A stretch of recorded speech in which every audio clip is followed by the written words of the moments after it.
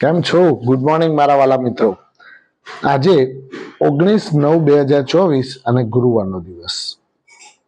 આજે ગુરુવારના દિવસે બજાર ગઈકાલ રાતનો જે ઇવેન્ટ ગયો એના ઉપર રિએક્ટ કરશે.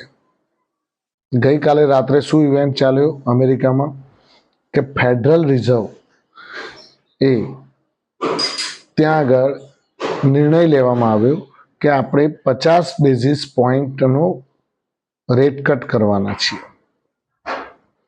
50 બેઝિસ પોઈન્ટ રેટ કટ કરી અને ઇકોનોમીને બૂસ્ટ કરવા માટેની કોશિશ ત્યાં કરવામાં આવેલી છે.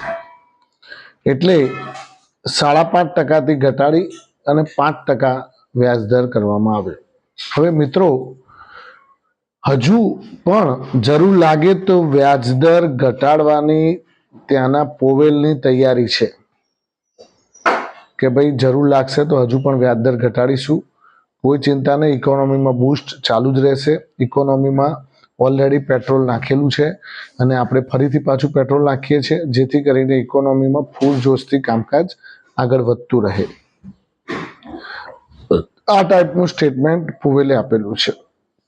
પોવેલે કહેલું છે કે અત્યારે હાલ અર્થતંત્ર ઝડપી વિકાસ કરી રહ્યું છે, પણ એની અંદર હજુ પણ જરૂરિયાત હતી, એટલા માટે અમે રેટ કટ કરી અને ફરીથી અર્થતંત્રને ફરીથી એની અંદર વધારે તેજીલું અને વેગવંતું બનાવવા માટે અમે કોશિશ કરી રહ્યા છીએ. તો આની સીધી અસર આપણા આઈટી શેર્સ અને બેન્કિંગ શેર્સ ઉપર આવશે. આપણા આઈટી અને આજે બેન્કિંગ બંને શેર્સ આજે દોડશે. કેમ કે અમેરિકા જોડે ડાયરેક્ટ કનેક્શન છે આપણું આઈટી શેરોનું. અમેરિકામાં જો ઇકોનોમી સુધરે તો ત્યાંથી આપણી જે કંપનીઓ છે એ અમેરિકામાં ધંધો કરે છે, તો અમેરિકામાં જે ધંધો કરે છે આઈટી કંપનીઓ, એ અમેરિકામાં જે બિઝનેસ થતો હોય છે એ પેમેન્ટ પણ ઝડપી છૂટા થતા હોય છે. જો ત્યાંની ઇકોનોમી સ્લો ડાઉન ચાલતી હોય તો અહીંના આપણી કંપનીઓ પણ પ્રોબ્લેમમાં આવતી હોય છે. આ એક સ્વાભાવિક વસ્તુ છે. તો મિત્રો, આજે તમને હું ખાસ એક જ વસ્તુ જણાવવા માટે આવેલો છું કે બેન્કિંગ અને આઈટી, ગઈકાલે આઈટીમાં ઘટાડો આવી ગયેલો. કેમ કે ડર લાગી ગયેલો આઈટીને કે કંઈક તો લોચા છે જ, અને એક્સેન્ચરે પ્રમોશન માટે ડિલે કરી નાખ્યું, એની સીધી અસર આઈટી શેરો ઉપર પડી. આ બંને કારણો અસર ગઈકાલે નિફ્ટી આઈટી કડાકો બોલાઈ ગયો હતો. એમાં ટીસીએસ સૌથી મોટો નિફ્ટીનો લૂઝર 3.59% ઘટાડા સાથે કામકાજ કરી રહ્યા હતા. તો મિત્રો, અત્યારે હાલ બજારની અંદર ગમે તે અનસર્ટેનિટી આવે પણ બજાર ધીમે ધીમે બુલ રન તરફ જઈ રહ્યું છે એ દેખાય છે આપણને. હવે મેન વસ્તુ ક્યાં અટકે છે કે આપણા મિડ કેપ અને સ્મોલ કેપ અત્યારે ચાલતા નથી. તમે જોઈ પોર્ટફોલિયો બધાનો જોજો, હજુ મિડ કેપ ને સ્મોલ કેપમાં એટલી તેજી જોવે એવી આવી નથી. ભલે ઇન્ડેક્સ ચાલતો હોય, ભલે ઇન્ડેક્સ એની આસપાસ તેજીની આસપાસ ચાલતો હોય, પણ હજુ મિડ કેપ ને સ્મોલ કેપમાં જે અંદર પેટ્રોલ હોવું જોઈએ એ ભરાયું નથી. જેના કારણે હજુ જે પણ મિત્રો, જે પણ રોકાણકારો છે એ લોકોના પોર્ટફોલિયો હજુ લાલ જ છે. કેમ કે મને ખબર છે કે મારા જેટલા પણ સબસ્ક્રાઈબરો નહીં, જેટલા ઇન્વેસ્ટરો છે બધા, એ ઇન્વેસ્ટરોએ મેક્સિમમ રોકાણ સ્મોલ કેપના મિડ કેપમાં જ કર્યું હોય છે. તમે આ લોકોના પોર્ટફોલિયોમાં અંદર આમ ઘૂસીને જોશો ને તો સુઝલોન, આઈઆરએફસી, આરવીએનએલ, ઇરડા, પછી આવું બધું જોવા મળે તમને. કેમ? અને સારા જ છે, ખોટા નથી, પણ તમારે વૈવિધ્યપૂર્ણ પોર્ટફોલિયો બનાવવો જોઈએ. કેવો પોર્ટફોલિયો બનાવવો જોઈએ? વૈવિધ્યપૂર્ણ. એટલે 50% large cap, 25% small cap, 25% mid cap. આને કહેવાય વૈવિધ્યપૂર્ણ પોર્ટફોલિયો. તમે એક જ વસ્તુ લઈને બધું ભેગું કરીને નહીં રાખવાનું. કેમ કે ઘટે તો પછી બધું ઘટે, અને ન ઘટે તો વધે તો બધું વધે. એટલે આપણને બધું સારું લાગે. આ ઇન્વેસ્ટરોની એક સાયકોલોજી છે. પાછું તમને ના ખબર હોય તો કહી દઉં કે ઇન્વેસ્ટરોને એક જ મગજમાં સાયકોલોજી કે જો વધતું હોય ને તો કે બજાર તો સારું હોય, બધું સરસ છે, કોઈ ચિંતા જેવું નથી. અને જો ઘટે તો એને સહેજે સેવાય નહીં. હવે આનું શું થશે, મેસેજ ઉપર મેસેજ કરવા માંડે. એટલે આ બાપા જેટલું વધ્યું છે પછી થોડું એ ઘટવા તો દેવું પડશે ને. તમે ઉતાવળ કરો વધવા માટે, તો એ ઉતાવળ થોડી ચાલે.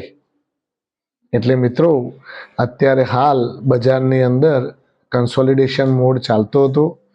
હમણાં હવે જોઈએ છે કે આજે બેંક નિફ્ટી કેટલા પાવરથી કામકાજ કરી શકે છે. કારણ કે ગઈકાલે બેંક નિફ્ટીએ જ આપણને બચાવ્યા. ખ્યાલ આવ્યો કે નહીં? ગઈકાલે આપણને બેંક નિફ્ટીએ જ બચાવ્યા. કેમ કે ગઈકાલે તો આઈટી ને એ બધું તો ધબડકો વાળીને બેસી ગયું હતું, પોટલું વાળીને. જો બેંક નિફ્ટી મજબૂતાઈ ના હોત તો કડાકો મોટો બોલાઈ જાત. પણ ગઈકાલે આપણે બચી ગયા. હવે આજે પણ બેંક નિફ્ટી એની ફરીથી રફતાર સાથે કામકાજ કરે એવા એધાણ દેખાઈ રહ્યા છે. હવે મિત્રો, આપણે પર્ટિક્યુલર કોઈ પણ શેર વિશે વાત કરીએ તો આજે TCS, Infosys, HDFC bank, IndusInd bank, ICICI bank, આ બધા આજે આઉટ પરફોર્મ કરે એવું દેખાઈ રહ્યું છે. એટલે મિત્રો, બને ત્યાં સુધી તમે આવા કંપનીઓ ફ્રન્ટ લાઈન સારી કંપનીઓ લઈને મૂકી રાખો. આ ઇન્ફોસિસ તમે જુઓ, 1325 રૂપિયા હતો. આજથી 3 મહિના પહેલાનો ભાવ કહું છું તમને, 2.5 મહિના પહેલા, 3 મહિના પહેલા. અત્યારે સીધો 1950 રૂપિયા ચાલે. ગઈકાલે ઘટ્યું એટલે 1885 આવ્યો. પણ એ કેટલી તેજી સાથે કામકાજ કરે છે અને બજારને લઈને આઉટ પરફોર્મ કરે છે. કેમ કે ઇન્ફોસિસે એના ઇન્વેસ્ટરોને આજ સુધીની 1991 થી આજ સુધીનો રેકોર્ડ છે કે એને એના ઇન્વેસ્ટરોને આજ સુધી નારાજ નથી કર્યા. આજ સુધી નારાજ નથી કર્યા. જેણે ખાલી 10,000 રૂપિયા 1991 ઇન્ફોસિસમાં રોક્યા હોત ને, તો અત્યારે કરોડો રૂપિયા થઈ જાય. કેટલા? કરોડો રૂપિયા. કેમ કે મલ્ટીફોલ્ડમાં એનું ડિવિડન્ડ જુઓ, એને બોનસ કેટલા બધા આપ્યા. ધડાધડ ભાવ વધતા જાય, પાછું બોનસ આપે એટલે પાછો ભાવ અડધો થઈ જાય, પાછો એટલો ને એટલો આવી જાય. આવા બધા. એટલે મિત્રો, હંમેશા સારી કંપની સાથે ઇન્વેસ્ટેડ રહેશો તો કોઈ તકલીફ નથી. L&T જુઓ, L&Tમાં પણ રોકાણ કરી શકાય. રિલાયન્સ ઇન્ડસ્ટ્રીઝ લઈ લો. બીજી એક ખાસ સારા સમાચાર આવ્યા છે NTPC માટે. NTPC ગ્રીન એનર્જીનો IPO માટે એની અરજી ફાઇનલ કરી નાખી છે અને 10,000 કરોડનો IPO આવે એવું એમણે જાહેરાત કરી છે. 10,000 કરોડનું NTPC ગ્રીન એનર્જીનો IPO આવી રહ્યો છે. ટૂંક જ સમયમાં આવશે અને જોરદાર બમ્પર લિસ્ટિંગ સાથે કામકાજ કરે એવું એ વખતે દેખાઈ રહ્યું છે. કેમ કે NTPC ગ્રીન એનર્જી, NTPC એટલે એક મજબૂત કંપની સરકારી, અને ધીમે ધીમે પણ સારી રીતે ગ્રોથ કરી રહી છે. અને એના લાઈફ ટાઈમ હાઈ અત્યારે હાલ એને લાઈફ ટાઈમ હાઈ બનાવ્યો. હવે આજ સુધી એને 414, 424 આ બધા તો ભાવ જોયા જ નતા. એક બધા 250 ઉપર હેડતો જ નહોતો. 2005 થી હું કહું છું તમને, મને જ્યાં સુધી ખબર છે ત્યાં સુધી. અને અત્યારે હાલ તમે જુઓ, NTPC, પાવર ગ્રીડ, એરિડા, આ બધા શેરો આજે લેવા જેવા છે. આજે એ બધામાં તેજી જોવા મળે તો નવાઈ ન પામતા. ટાટા મોટર્સ, મેં તમને કહ્યું હતું કે ટાટા મોટર્સ પણ ઘટાડે લો. આજે એમાં પણ તેજી જોવા મળે તો નવાઈ ન પામતા. તો મિત્રો, આદિત્ય બિરલા કેપિટલ ઉપર પણ ધ્યાન આપજો. આદિત્ય બિરલા કેપિટલ એટલા માટે કે ધીમે ધીમે ઘટાડે ભેગા કરજો, કારણ કે આદિત્ય બિરલા જ્વેલર્સ નો આઈપીઓ આવવાનો છે આગળના સમયમાં. એ પણ ધૂમ ધડાકાભેર આ ટાઇટનના જેવો જ નવું જ એમણે બિઝનેસ શરૂ કરેલો છે, પણ મોટા પાયે કરેલો છે. આદિત્ય બિરલા જ્વેલર્સ. તો મિત્રો, હવે તમે જે પણ કામકાજ કરો એ સાવચેતીથી અને સમજણપૂર્વક કરજો. કોલ પુટ ઓપ્શનથી દૂર રહેજો અને એફએનડો કરતા નહીં.